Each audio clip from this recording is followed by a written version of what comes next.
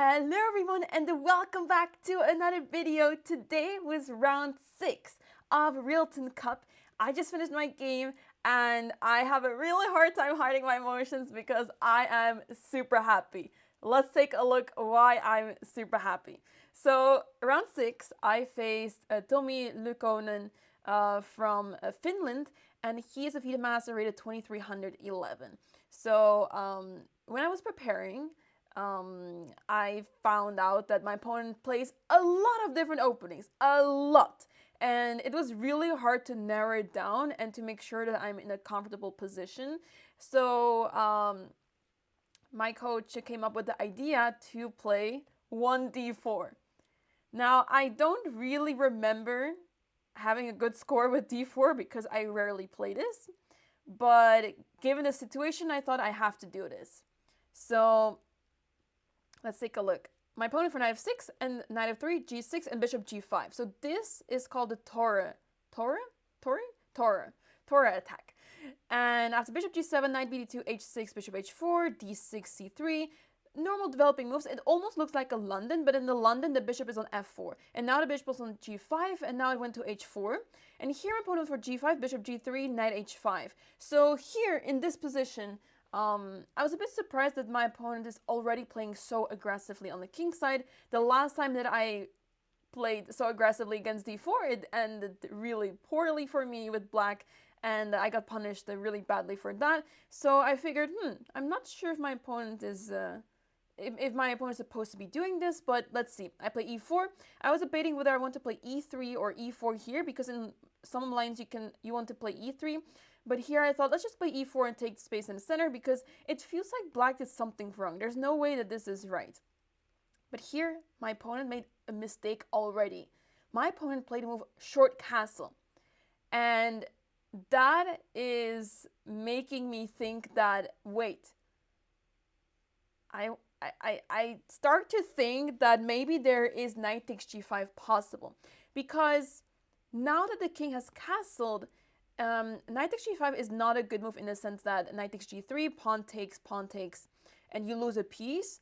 But if you look further, suddenly there's queen h5, and this is all played. This is all played in the game. I played queen h5, and I'm down a piece, but there's a huge attack incoming because the only defender here on the king side is this bishop, which is a very strong defender.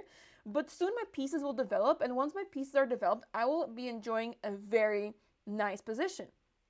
So I decided to sacrifice a piece and thought, well, I also spent like 30 minutes or like 25 minutes or something on that move. So I thought, well, if I end up playing a slow move, then it feels kind of bad to have wasted so much time. So I thought, given the fact that I spent so much time and it feels right, I don't see the win just yet, of course, but it just feels right. And I feel like having this imbalance can be really helpful as well to win the game, perhaps. So, yeah, I had no idea if it was working or if it was accurate, but I thought, well, black has basically no development. And if there's no development, then you can start attacking the king, and I am way more developed than my opponent. So, rook e8 is what my opponent played. It's also possible to play f6, but I thought that's weakening the light scores too much. And yeah, I will be breaking open with e5 or bishop d3, not like that. Here, bishop d3, or I give a check first. There's many different ideas. Yeah, it's there's a lot of choice for me, but I have to make sure that I don't trade queens, right? I need to keep my queen on the board. But my pawn was a rook e8, which I think is the best move, and I went for knight f3 because I want to attack that pawn on g5, f6, and here I break open, or I try to at least, with e5. And here my opponent goes for bishop e6, which makes perfect sense because covering that diagonal is important, because I was planning to play bishop c4, and also bishop f7 is coming up. But in this very position, it turns out that there's a very strong move. Apparently d5 is winning already on the spot. I don't know how, because bishop takes d5, knight takes g5, pawn takes, queen h7 check, king f8, queen f5 check. And of course, if bishop f7, then e6, and the position is collapsing very soon. And if king g8, apparently there's still e6, and queen f7 is a major threat. If you defend with rook f8, there's queen h7 mate, so don't do that. So then bishop takes, king has to move again, and yeah, that's pretty much over, right? I had no idea. I saw this when quickly going through the game, like what happened. I saw that apparently there's d5 on this move. So that's completely crazy. I did not think that the attack would be good enough with only a few pieces left on the board for me. And yeah, I'll be down 2 pieces, and I thought, well, I thought that my opponent has enough time to recover from that, but apparently it was completely winning already. I just went for bishop d3 to take it easy. Knight d7, long castle. I want to make sure that my other rook also gets to play, but apparently this is not good enough. But okay, I guess it's practically still really difficult for my opponent to play. My opponent played c6. I was thinking that bishop f7 is really annoying, and I couldn't really figure out how to punish bishop f7 because I give a check, depends, let's say with bishop check, king f8, bishop here, take, and black is in time to play e6.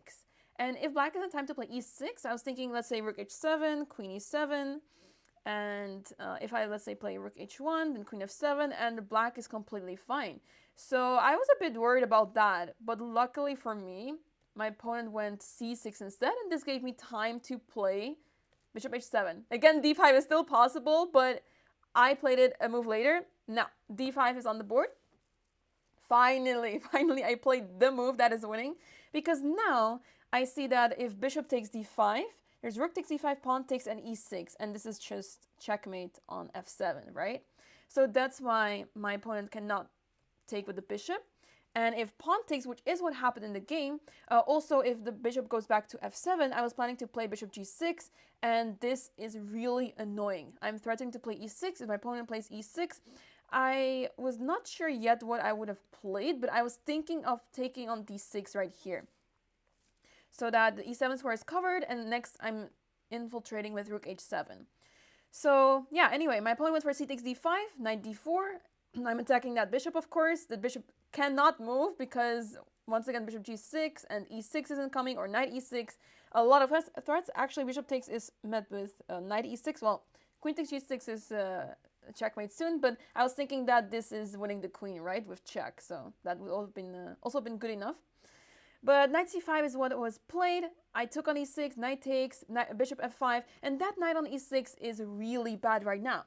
So my opponent plays a clever move, knight f4, because my opponent realizes that if he's going to defend that pawn, defend the piece, I mean, not the pawn, if he's going to defend that piece, then he may run into some issues. I was thinking that rook h7 here was already completely winning, because how can my opponent defend this? But turns out, I guess there's queen e8. You have to be careful of that. Anyway, there's many winning ideas here, but my opponent for knight f4, I took, e6 was played, bishop g6, and my opponent took on e5 to try to get an endgame where he has compensation, because obviously this king is not going to survive if you try to hold on to your material.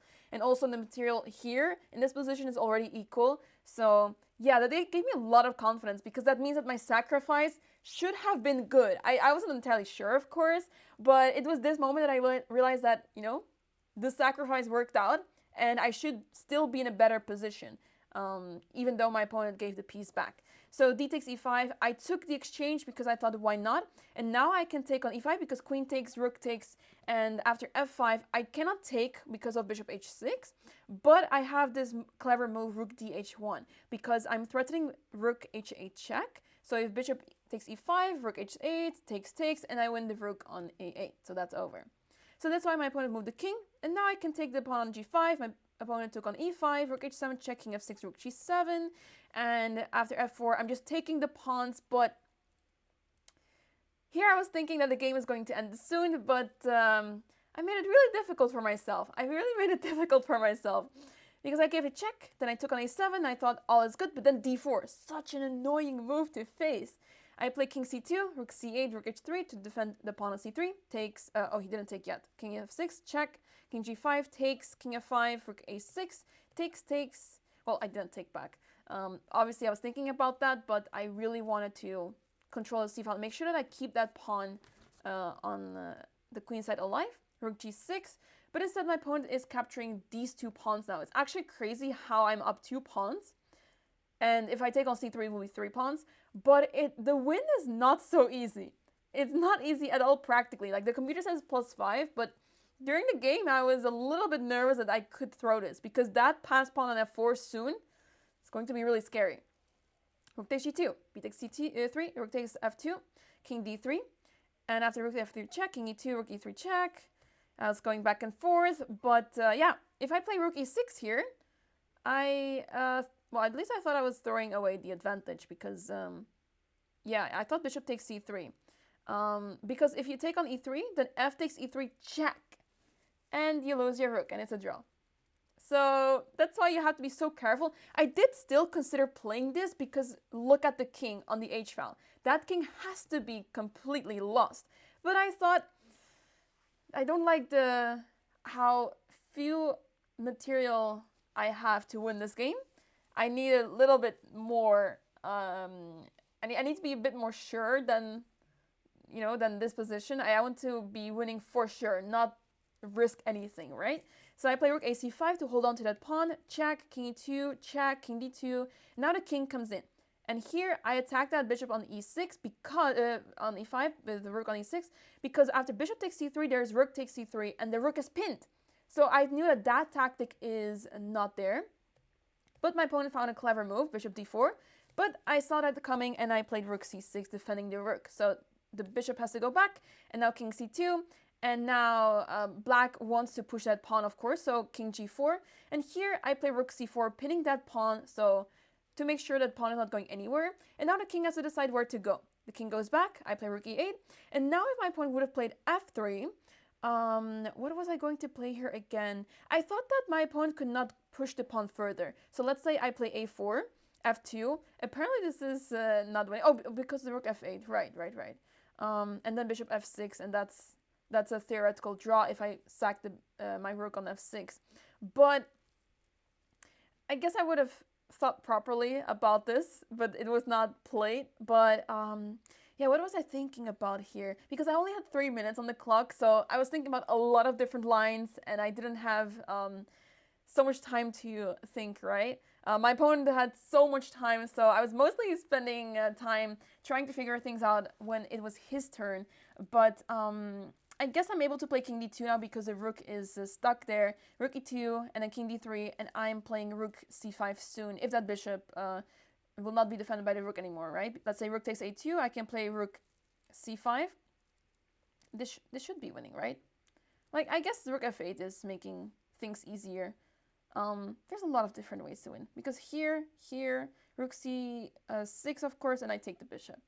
Anyway, a lot of different lines that can be played, but my opponent went for king g4, a4, king f3, a5, and here I knew that I'm completely winning because king e2, a6, and what happens next, this is actually where my opponent resigned.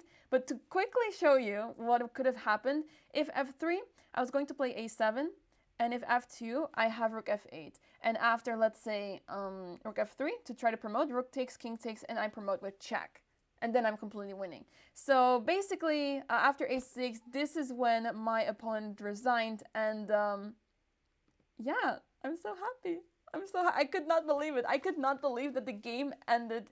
And it was such a tough battle. But I made it, and I was so happy because what a game it was. It was so crazy, so tense, and I was in time trouble twice. It was not so bad because I was winning, but it could have gone wrong any moment. So that's the scary part. But fortunately, I was able to keep the energy up and make sure that I don't throw my position away. So I'm so happy. I cannot believe it. Winning 2 games in a row. The first one of that was last year. And now in the new year, I win my first game of the year as well. And I'm so happy.